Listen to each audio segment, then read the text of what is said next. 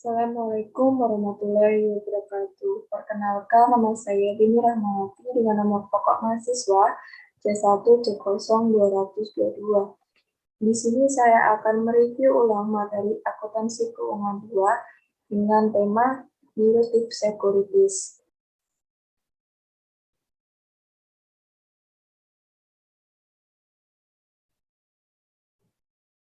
Sekuritas dilutif adalah sekuritas yang dapat dikonversi menjadi saham biasa, sehingga akan berpotensi untuk menurunkan laba per lembar saham. Karena rumus dasar dari menghitung laba per lembar saham itu adalah net income dibagi dengan jumlah saham biasa yang beredar.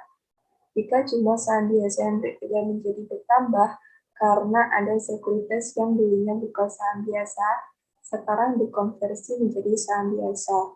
Otomatis jumlah saham biasa yang beredar menjadi bertambah. Jika bilangan penyebutnya bertambah besar, otomatis laba per lembar saham pasti akan turun, karena yang menjadi pembagi semakin meningkat, karena adanya sekuritas yang dikonversi menjadi saham biasa. Sekuritas yang berpotensi sebagai sekuritas dilutif adalah 1. Utang yang dapat dikonversi, 2. Saham yang dapat dikonversi, 3. Waran saham, 4. Akuntansi untuk kompensasi saham. Jadi, jika seandainya dia dikonversi menjadi saham biasa, maka akan menjadikan laba per lembar saham perusahaan itu akan turun. PSAK yang mengatur adalah PSAK tentang instrumen keuangan.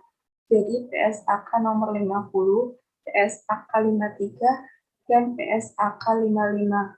Ada PSAK 60 dan sekarang ada PSAK 70 yang mengatur tentang instrumen keuangan.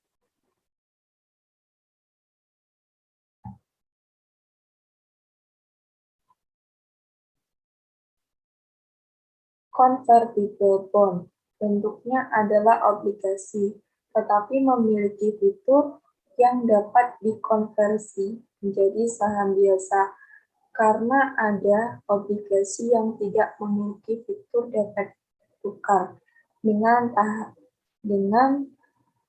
tahan biasa, dan itu adalah obligasi biasa.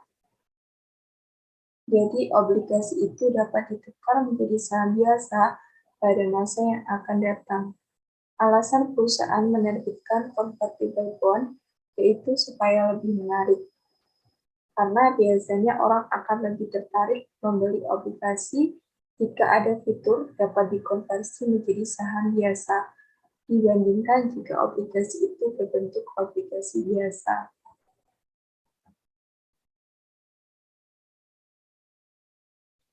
Keunggulan convertible bond di sisi investor. Ketika pembeli convertible bonds, maka yang akan didapatkan adalah adanya pertambahan bunga yang akan diterima secara periodik. Pada saat obligasi itu jatuh tempo, maka kita akan mendapatkan pelunasan sebesar pokok utang dari obligasi tersebut. Ditambah lagi, jika dia convertible bond, maka nantinya sebagai pemegang obligasi tersebut akan dapat menukarkan dengan saham biasa perusahaan tersebut. Dengan kita menukarkan convertible bond menjadi saham biasa, otomatis kita akan menjadi bagian dari perusahaan tersebut. Dalam PSAK 50 terkait dengan convertible bond, maka pelakuan secara akuntansi harus dipisahkan mana yang merupakan komponen liabilitas dan komponen ekuitas. Karena convertible bond mengandung dua unsur, yaitu unsur liabilitas dan unsur ekuitas.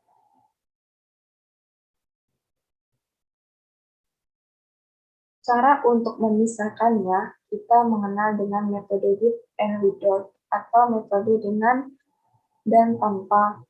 Cara dari penggunaan metode ini ada 3 tahap, yaitu menentukan terlebih dahulu nilai wajar dari convertible bond, yaitu kita bicara pada sekuritas yang mengandung dua unsur. yaitu unsur liabilitas dan unsur ekuitas. Selanjutnya, menentukan nilai wajar untuk komponen liabilitas saja. Caranya yaitu dengan menggunakan present value. Ada dua yang di present value-kan, yaitu present value principal dan kita mempresent value anuitas, dan beban bunga yang dibayar secara periodik. Langkah yang ketiga yaitu mengurangkan nilai wajar dari convertible bond di langkah yang pertama tadi. Dengan nilai wajar dari komponen liabilitasnya saja, maka didapatlah angka yang merupakan komponen ekuitas.